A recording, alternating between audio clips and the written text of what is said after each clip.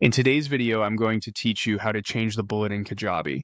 To get started, log into your Kajabi dashboard. This is the main control area where you manage your site content. So once you're there, head over to the website section in the left-hand menu. From there, click on Website Pages.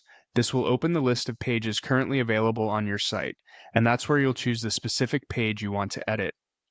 Once you've found the right page, click on it to open the page editor.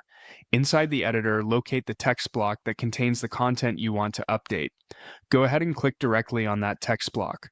This opens Kajabi's inline text editor, which allows you to make formatting changes right inside the page without needing to leave the editor view. Now that the text editor is open, look at the toolbar that appears above the text. Find the bullet list icon and click it. This will apply a standard bullet style to the selected text or let you begin creating a bulleted list if your content isn't already formatted that way. If your goal is to replace existing bullet styling, this step resets it to Kajabi's standard bullet format, which is usually the simplest and cleanest option for consistent page design. After making the change, take a quick moment to review the text block and make sure the bullets look the way you want. It's always a good idea to double-check spacing and alignment so everything appears polished and easy to read for your visitors.